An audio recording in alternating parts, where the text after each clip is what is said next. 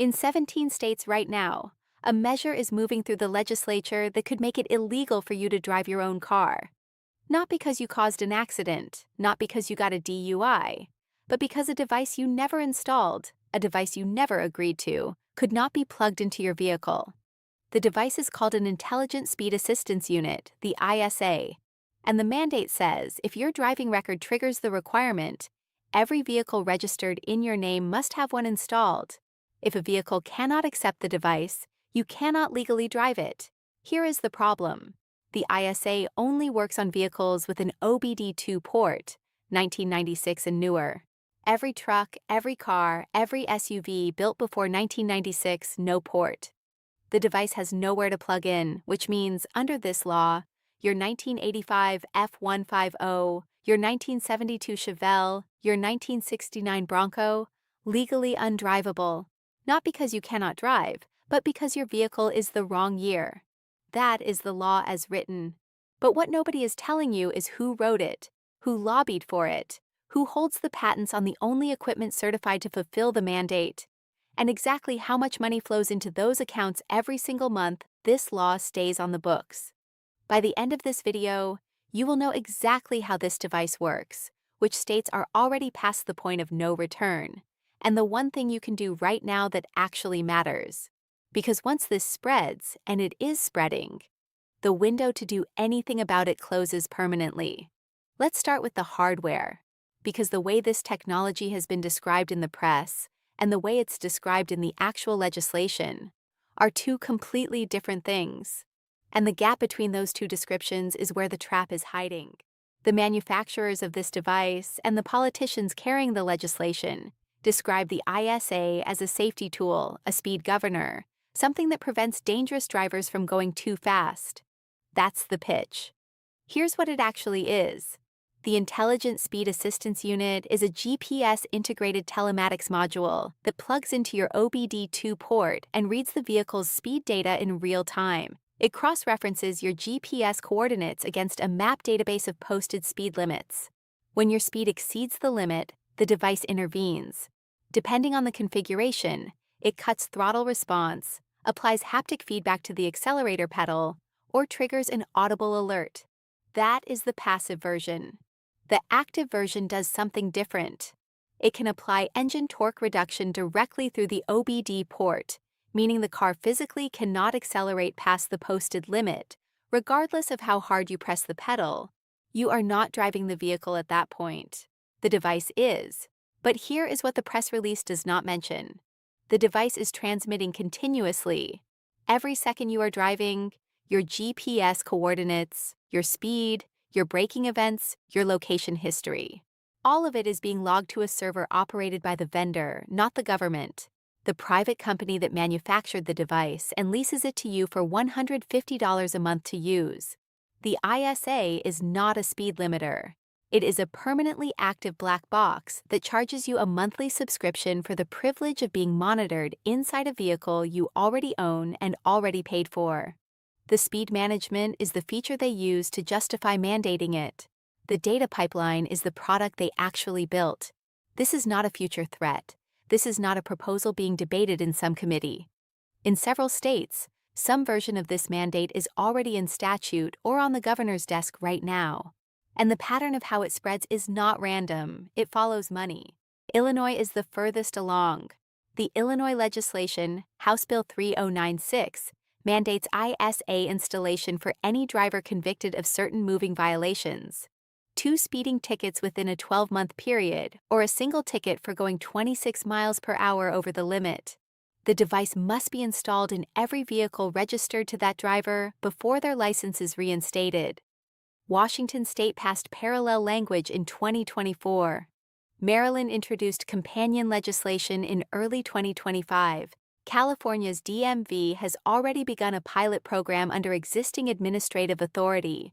No legislative vote required. The European Union mandated ISA on all new vehicles sold after July 2024. Every automaker selling into Europe is now building the infrastructure into the base architecture of new platforms. The hardware is already there. Activating the mandate in the United States requires one regulatory decision, not a redesign. Here is the detail the press misses. In Illinois, the law does not just apply to the cars you drive, it applies to every vehicle registered in your name. You have a daily driver, a work truck, and a project car sitting in the garage. All three need the device before you can legally operate any of them.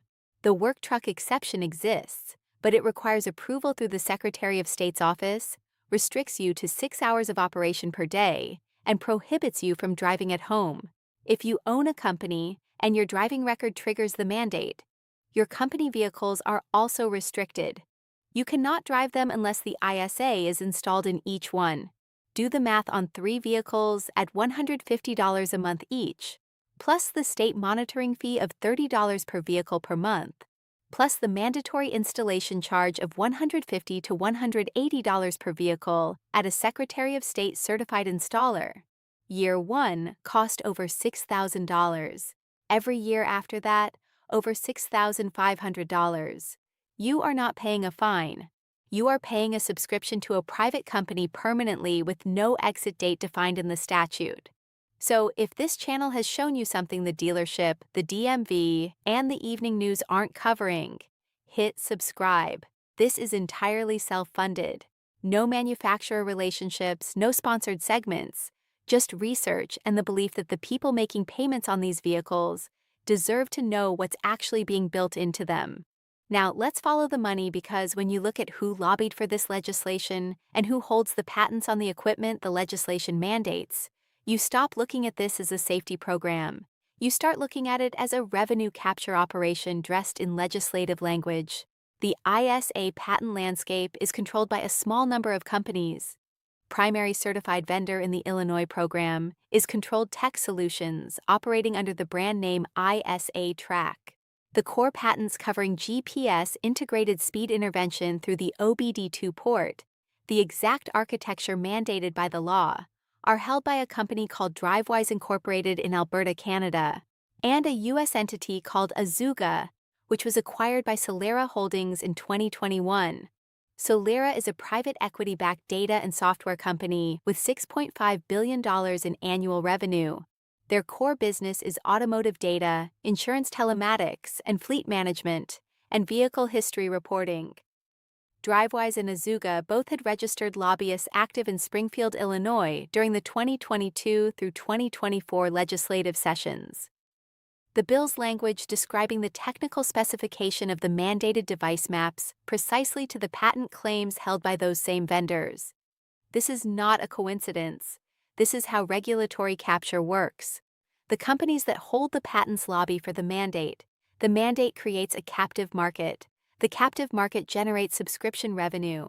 The subscription revenue flows back to the same companies that lobbied for the requirement in the first place. There is no competitive bidding. There is no open market alternative. The statute specifies that the equipment must be sourced from a Secretary of State approved vendor list. That list has 4 names on it. All 4 are licensees of the same core patent portfolio. You did not choose this device. You were not offered competing products. You cannot buy the hardware outright. You are legally required to lease it from a vendor selected by the state, a vendor that lobbied to be on that list at a price that vendor sets. The government did not create a safety program.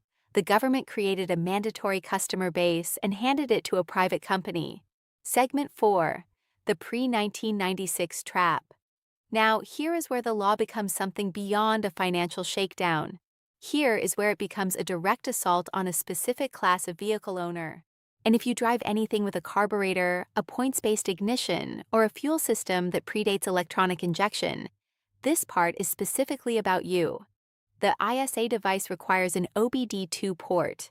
That port became federally mandatory on all passenger vehicles sold in the United States starting with the 1996 model year.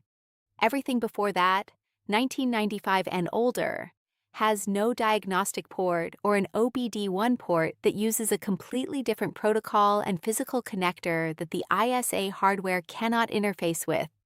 The legislation does not include an exemption for pre-1996 vehicles. It does not include an exemption for motorcycles. It does not include an exemption for vehicles registered as antiques or classics. The law says every vehicle registered to the restricted driver must have the device installed. The ISA device cannot be installed in a 1989 pickup. The 1989 pickup therefore becomes undrivable under the law. Not because anything is mechanically wrong with it, not because you are an unsafe driver in that specific vehicle, because the port does not exist. The people this hits hardest are exactly the people who least deserve it. The mechanic who has a late-model daily driver and a 1972 C1, oh, he spent 4 years restoring. The rancher running a 1993 diesel that has 340,000 miles on it because he maintains it himself and has no interest in payments. The retired machinist who kept his 1979 Bronco because it's the last vehicle on earth he can actually fix in his own driveway. These are not reckless drivers. These are people who made a specific choice to own vehicles they understand, vehicles they can repair, vehicles that do not phone home to a corporate server every 12 seconds. And this law criminalizes that choice. The vehicle that cannot accept the device is not a gap in the legislation. It is the intended outcome. The mandate does not need to explicitly ban old cars. It just needs to require a piece of hardware they cannot accept. The old car becomes illegal automatically. The mechanic who built it loses his right to drive it. And the only legal path back to the road runs directly through a $6,500 per year subscription to a company he has never heard of. Here is what the coverage on this topic almost always gets wrong. It tells you to be angry. It does not tell you where to point it. The first thing that does not work, complaining in comment sections. The companies holding these patents are not reading YouTube comments. Your outrage, contained inside a platform, is worthless to your cause and valuable to the platform. The California AB 2622 vote in 2023, a similar telematics mandate, was pulled from the floor after the Assembly Transportation Committee received over 14,000 constituent contacts in a 6-week window. The volume of direct constituent contact was cited explicitly in the committee chair's statement explaining the withdrawal. The relevant committee is the House Transportation Vehicles and Safety Committee. The second lever is the pre-1996 exemption.